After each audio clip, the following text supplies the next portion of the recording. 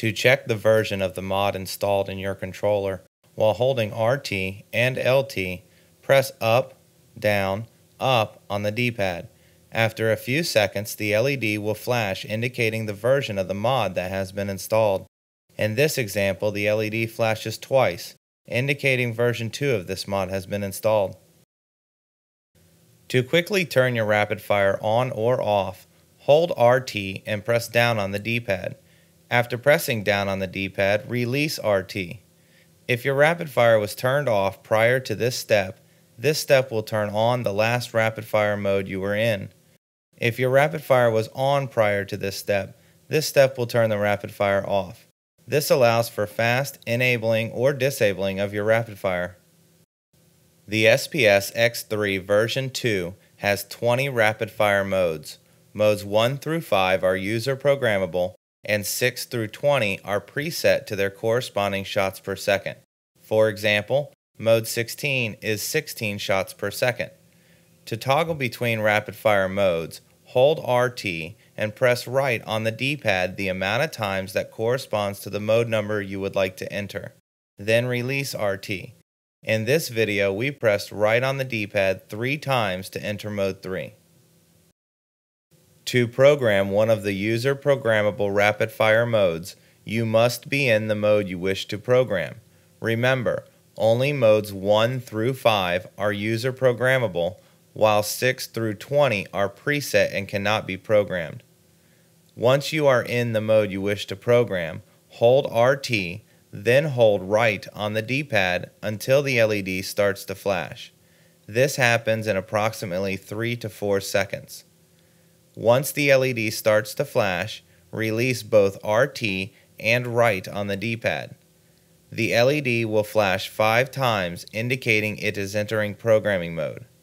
Once the LED has finished flashing, you can increase the shots per second by pressing up on the D-pad or decrease them by pressing down on the D-pad.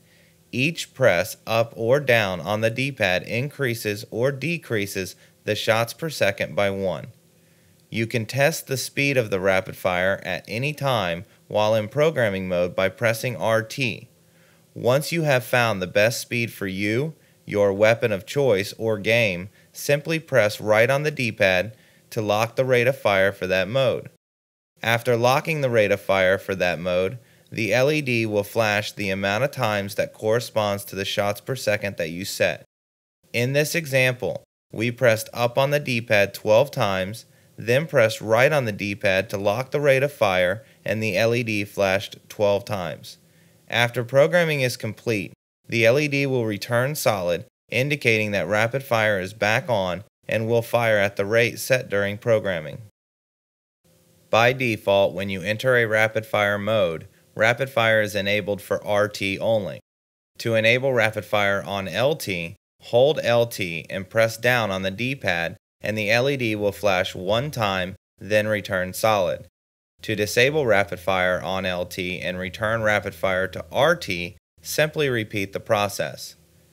To enable rapid fire for RT and LT, also known as dual rapid fire or Akimbo, hold both RT and LT and press down on the D-pad. The LED will again flash once, confirming the change, and return solid. To disable dual rapid fire or Akimbo as it's known, and return rapid fire to RT only, simply repeat the process. The drop shot mod allows you to drop to the ground and fire at the same time by simply pulling the right trigger. To enable or disable drop shot, hold RT and the B button, and press down on the D-pad, then release RT and the B button. The Xbox 360 controller's third LED will flash 1 time, indicating that drop shot has been enabled or disabled. The auto drop mod allows you to drop to the ground quickly by simply tapping the B button rather than holding the B button. To enable or disable auto drop, hold the B button and press down on the D-pad, then release both down on the D-pad and the B button. The Xbox 360 controller's third LED will flash 1 time to indicate auto drop has been enabled or disabled. The Auto Run mod allows you to run without pressing in on the left thumbstick. To enable or disable Auto Run, Press in and hold the left thumbstick and tap down on the D-pad. Then release the left thumbstick. The Xbox 360 controller's third LED will flash one time to indicate that the Auto Run mod has been enabled or disabled. When using Auto Run, certain button presses will temporarily disable Auto Run to allow certain functions to happen. These buttons are the right trigger, the X button, and the B button. For example, if you pressed X to reload while moving forward and Auto Run was engaged, your reload would be interrupted. These buttons only temporarily disable Auto Run. They do not turn the mod off. To re-enable Auto Run, simply press in on the left thumbstick and Auto Run will be re-enabled. The double tap mod fires your weapon one time when you press the right trigger and fires it again when you release the right trigger. To enable or disable double tap, hold in the right trigger and tap up on the D-pad one time, then release the right trigger. The Xbox 360 controller's third LED will flash one time to indicate that the double tap mod has been enabled or disabled. You can set any rapid fire mode to 2, 3, 4, or even 5 round burst by holding RT and pressing up on the D-pad the amount of times that corresponds to the burst setting you want. After you have chosen your burst setting, release RT and the LED will flash the amount of times that corresponds to the burst setting you chose. You can disable burst mode by holding RT and pressing up on the D-pad any amount of times greater than 5. Remember, the speed that the rounds fire in the burst is determined by the speed of the rapid fire mode you are in. The Jitter mod allows you to fire pistols, semi-automatics, and 3-round burst weapons as fully automatic in the Call of Duty series prior to Modern Warfare 3. To enable or disable Jitter, hold the Y button and press down on the D-pad, then release the Y button and down on the D-pad. The Xbox 360 controller's third LED will become solid to indicate that Jitter is enabled. When disabling Jitter, the Xbox 360 controller's third LED will turn off. The Auto Scope mod steadies the aim by automatically holding your breath for you the second you go to scope in with a sniper rifle. This allows you to bring up your sniper already steadied when you scope in on your target. Keep in mind, you can still run out of breath. To enable or disable Auto Scope, hold in the left trigger and the left thumbstick and press down on the D-pad. Then release left trigger and left thumbstick. The Xbox 360 controller's third LED will flash one time to indicate that Auto Scope has been enabled or disabled. The Quick Scope mod has 5 user programmable modes. Quick Scope allows you to time perfectly the function of scoping in and firing the weapon at the exact moment accuracy is achieved by simply tapping the left trigger. To enter a Quick Scope mode, hold in the left trigger and then press left on the D-pad the number of times that corresponds to the mode you would like to enter. Then release the left trigger. The Xbox 360 controller's third LED will flash the number of times that corresponds to the mode you have entered. To disable Quick Scope, hold in the left trigger and press left on the D-pad 6 or more times. Then release the left trigger. The Xbox 360 controller's third LED will flash one time to indicate that Quick Scope has been disabled.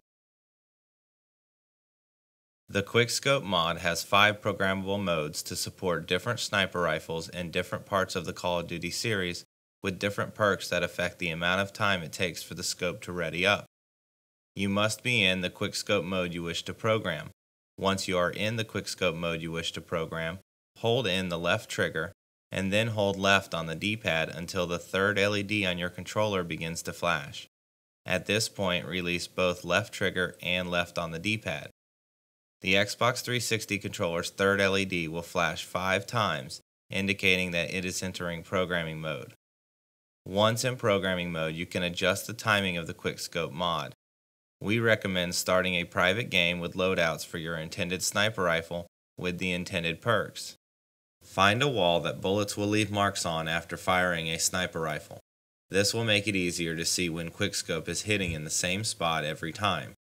Once you are ready, you will use up on the D-pad to increase and down on the D-pad to decrease the time between how long the scope takes to ready up and when the firing of a round happens. After every adjustment, you can test the setting by pressing the left trigger. We recommend starting at a setting of 50 and increase or decrease the timing as necessary to dial in the perfect setting.